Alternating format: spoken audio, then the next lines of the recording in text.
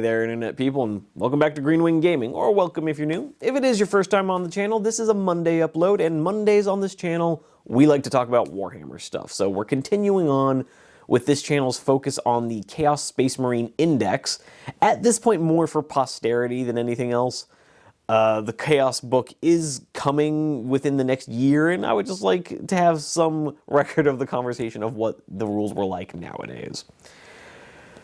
So we're continuing on by talking about the named characters. This just seemed like these seemed like the only units I could justify giving time in a video to talking about their specific data sheet.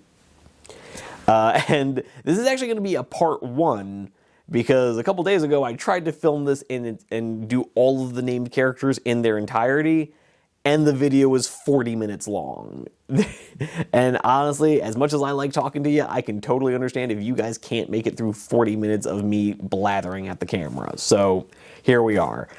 Instead, we've decided to break it up, and rather than just doing, oh, here's the first 3 that appear in the index, here's the back 3 that appear in the index, we're going to do this video talking about the 3 named characters that I feel have had the biggest nerfs, at least compared to their 9th edition versions. Want to be really clear. That's not saying that these characters are bad or saying that they're useless, just that they're not as good as they used to be. Similarly, in the next video, when we're going to be talking about kind of the biggest winners of the index, that doesn't mean those characters are going to be auto-includes or just are the most amazing characters out there, just that they're more useful than they were. So, before we hop too deep into that though, I would just like to give you a quick reminder to hit the like button, consider subscribing if you enjoy these videos. We do more hobby discussion videos every Monday, and Fridays we have finally, after a bit of a hiatus, gotten back to doing gameplay videos. We are still playing through Rangers of Shadowdeep. I've just been having too much of a blast with it to stop. It's not necessarily the most popular game on YouTube, but I'm really enjoying it, and I hope if you guys have been watching that you have too. But oh, one last thing. I always forget this when I'm recording these videos. I would like to encourage you guys to leave a comment down below. Not even for engagement reasons. Genuinely. I just really like hearing from you guys. I've been doing this for about 4 months now, and I have yet to have a negative interaction in the comment section. You guys are pretty cool to talk to. So, oddly enough, I like hearing from you. I would like to know your thoughts on the Chaos Index in general, but also who your favorite named characters are. Is it for lore reasons? Is it for rules reasons? Have you been taking them on the table? I have yet to play my Chaos Space Marines in 10th. So I would like to know, are there named characters that you think are like super worth taking? Let me know. I genuinely want to hear from you guys. But with all that being said, I'm going to quit blathering on. We're talking about the most nerfed named characters in the Chaos Index. So let's just get into it. Okay, we're talking about the named characters who got the biggest nerfs.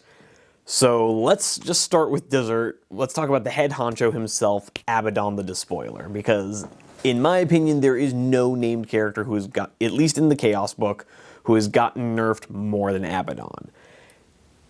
And even as I say that, I know he's still useful. Looking at his rules, that I would never argue that he's not still usable and definitely still has a place in a Chaos Space Marine list. I'm just saying that for what his points are, he definitely does less than he used to, which is probably a good thing, because I say this as a Chaos player, he was kind of oppressive in 9th, to the point where it was kind of like a feel-bad, it could create some real feel-bad moments. Yeah, he just had so many rules, so much going for him in 9th, that first, like, Chaos players had trouble keeping up with all the rules he had. So that was maybe not great. But he, it was what it was, and now he's definitely had a bit of a come down. So he's still useful, just not an auto include anymore. And so one of the upsides is that he does still have all of the marks of chaos, just like he did in 9th. But obviously that means a little less because the Chaos Marks don't do what they did. It just means that he really likes sustained hits and he really likes lethal hits. Which, to be fair, does add a little bit to his utility. And that's the thing, Abaddon is still very much a utility character. You know, the fact that, again, he has all the marks of chaos, so whether he goes for lethal hits or sustained hits, he's going to be really good at those things. Yeah, so he still only has a movement of 5, which I'm pretty sure is what he had in the previous edition. He's toughness 5, which seems really meaty until you remember that Gravis Marines are tough 6. So that feels a little weird, that Abaddon isn't as chunky as a random Gravis Marine. He's got a leadership of 5+, an OC of, I believe, 1. No, sorry, I'm thinking about literally all of the other characters. I'm pretty sure he's OC 4. And yeah, 2-up armor save, 4-up invulnerable, like you would expect. So in many ways, kind of by the numbers, exactly what you expect from his stat line. Most of his power is going to be coming from either his weapons or his unique abilities. So his unique abilities, the first one is called Dark Destiny. And what that means is that when the unit he is a part of makes a Dark Pact, you roll after you succeed on that Dark Pact, you roll a d6. On a 2+, you gain a command point.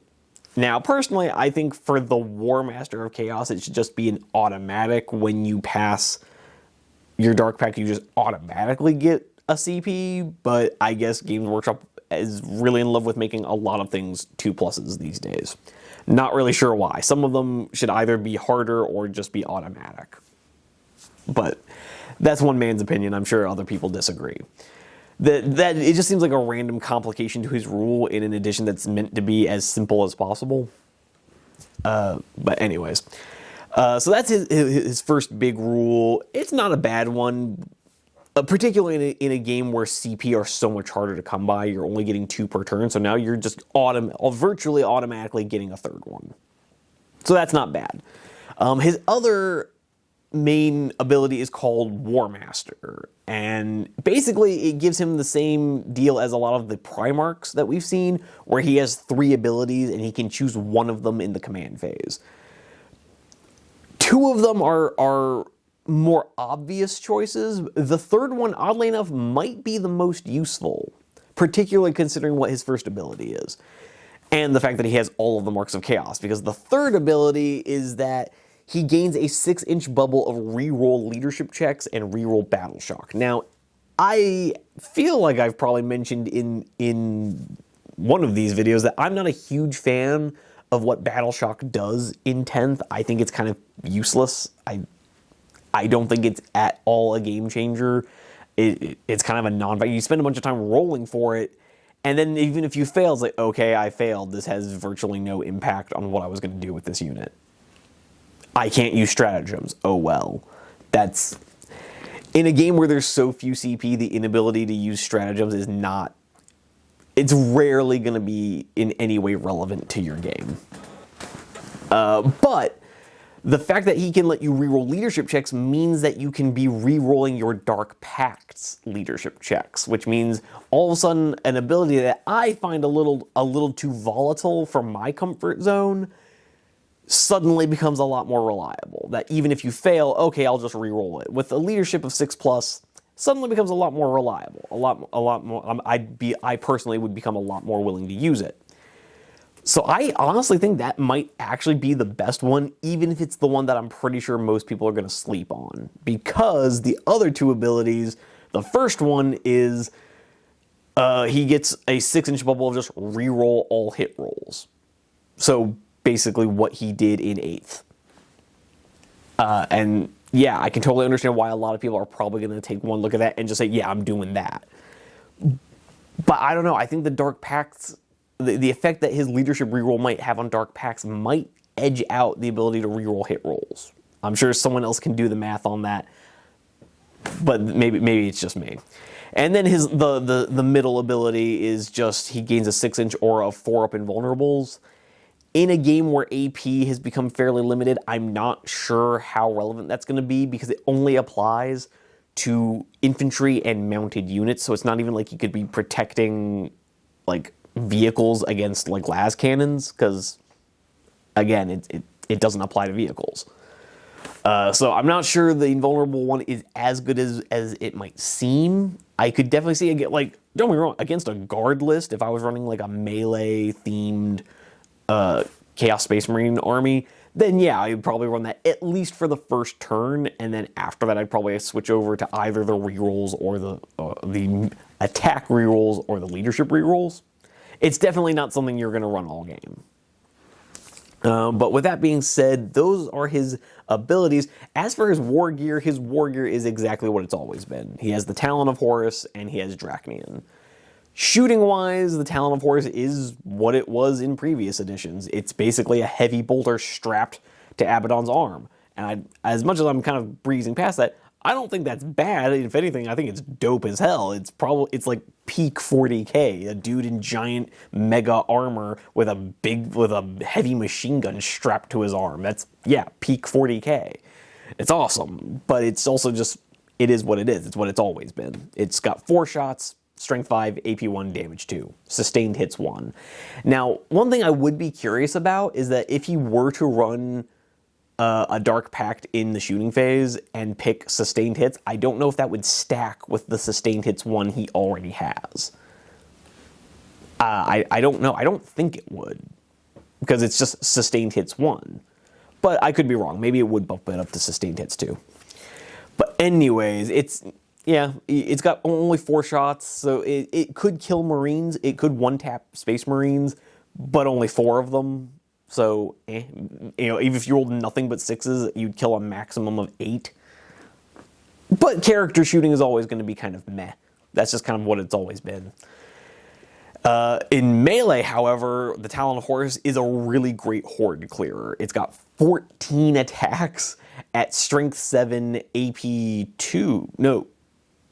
3, Damage 1. So it's not great at killing Marines. It's not great at killing any really like high tier infantry, but it makes it a lot harder to bog Abaddon down.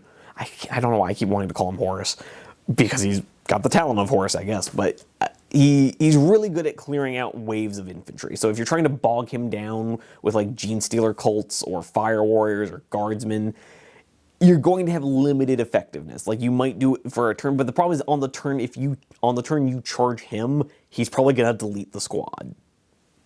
So like you could still obviously like arrange them in a barrier and force him to charge them rather than charging something else, but it's going to be less effective because most kind of cheap infantry are going to evaporate in a single turn. And then he has Draconian, which is the opposite of Talon of Horus. It is Strength 14 with 7 attacks, AP 4, Damage 3. So really good at chewing up elite infantry, and honestly not terrible at dealing with vehicles. I think even like Imperial Knights would take a pretty hefty hit from Draconian. And with Draconian, he basically if you roll perfectly statistically, he basically auto one taps all named characters who aren't Primarchs. Yeah, that's all I really have to say about that. He's really good in melee, and he's got a fair amount of utility, but he's also really slow and kind of expensive for what he does. And he can only join Legionaries and Terminators, which I'm not real sure why he can join Legionaries but can't join a squad of Chosen. I'm not real sure what the deal is there, but it is what it is. A major come down from what he used to be, but still very much has a place. Having said that, we're going to move on to our next most nerfed character, and this character, I'm calling this one of the most nerfed just because this is a character that had his own sub-faction for 2 editions straight. He got one at the end of 8th, kept it through all of 9th, and now it's gone. And this was Fabius Bile. He had who gained the sub-faction, the Creations of Bile, and now they're gone. He lost all of that stuff, so he technically has lost 6 stratagems and a couple warlord traits and relics.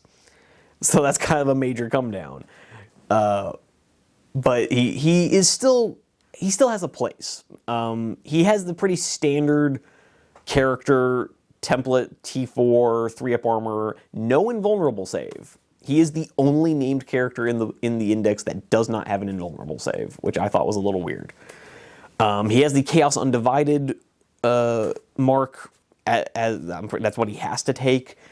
He has the 5-up feel no pain rule as just a standard. I don't know if he applies that to a unit that he joins or if it's just for him, because it's in his like abilities tab. So I'm not real sure. I'm pretty sure he brings it to the unit, but I don't want to state that for a fact. Other than that, yeah, toughness 4, 5 wounds. He has 6 attacks with his primary weapon. OC of 1. He has his little surgeon acolyte buddy, who also has a stat line. He's like toughness 3 with a 5-up save. Yeah, he's. But as long as that surgeon acolyte is alive, one of Fabius's special rules is that the first time he has an unsaved wound in a particular turn, the damage is reduced to 0. So, like the old Mark of Tzeentch, but it happens every turn rather than every battle round. So that's actually pretty interesting. He can join legionaries and chosen. Like I said, if he can provide the 5-up feel no pain bonus to them, that could actually be really cool. Squad of 10 chosen with 5-up feel no pain. And in particular, because another one of his abilities is that at the start of the game, whatever unit he is attached to gains +1 strength and +1 toughness. So again, a squad of 10 chosen, now at T5 strength 5 base. That starts to become very interesting. My only thing there is that once he's given them that +1 strength and toughness, he doesn't really do a lot for them, particularly if that 5-up feel no pain doesn't apply to the unit. Then he's just kind of there. And again, this is why I feel like, again, kind of a nerf, because he's a character that I have a hard time justifying using his epic hero slot. Because you can only have one epic hero in your army, and I'm just not sure he's worth being the one to take for what he does. Because I've just listed off his abilities. In terms of his war gear, he has a 3-shot Needler with an 18-inch range that's anti-infantry 2+, with a 2-up ballistic skill. AP 1 damage 2, so it's like at best he could do 6 damage to a character, assuming he gets shots at a character. But I'm not sure that's necessarily super worth it. Like I said, kind of a weird character, and I have a hard time thinking of ways to use him effectively, particularly since he's a named character. He's not allowed to have enhancements.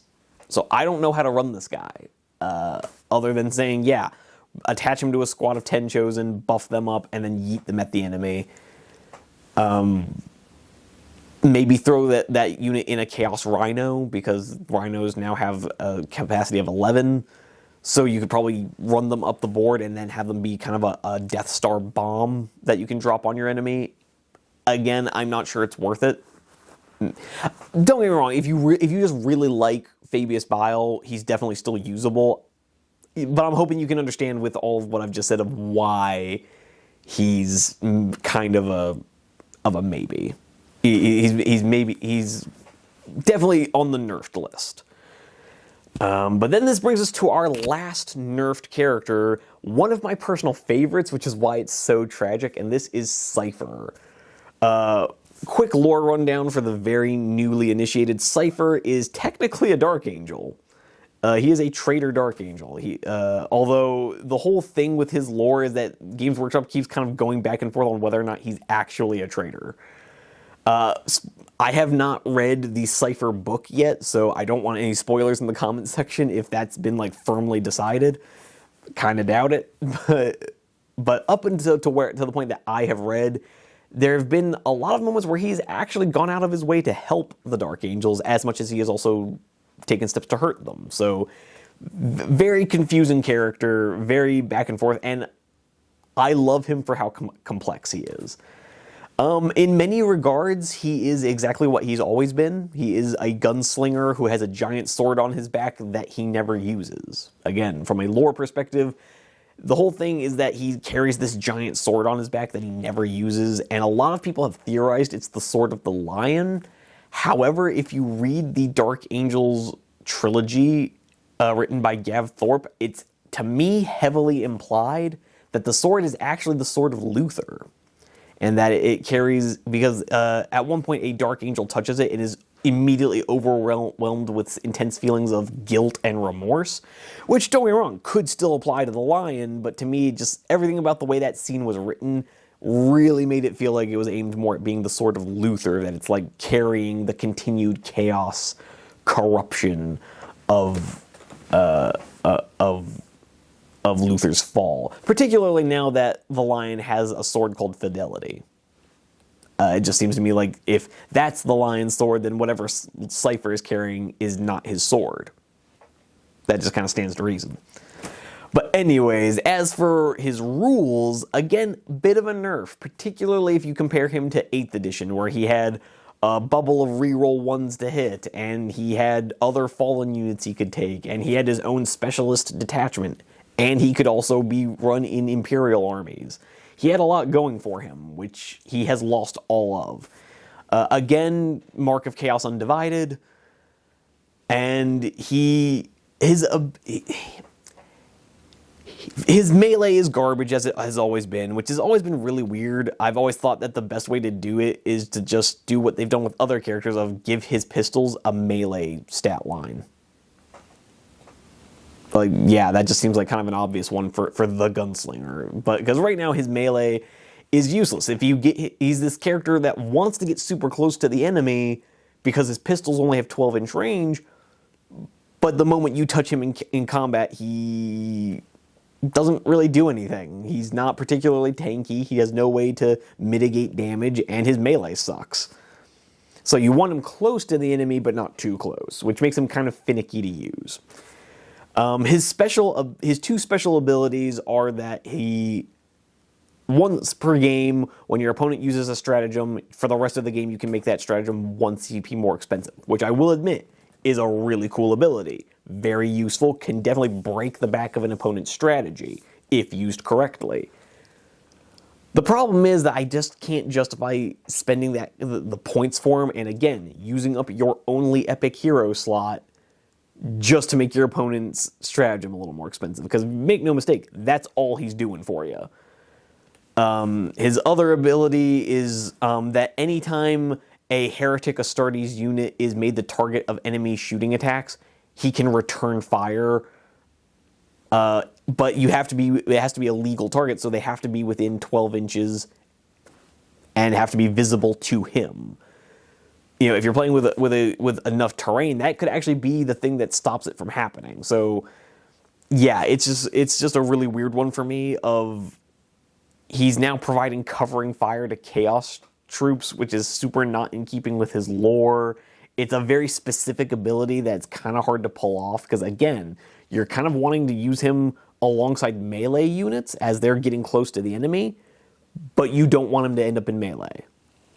It's just very, to me, unless I'm missing something, you're basically just bringing him for that stratagem nerf to mess with your opponent's CP expenditure, and then he's just kind of just running around trying to be useful with his pistols.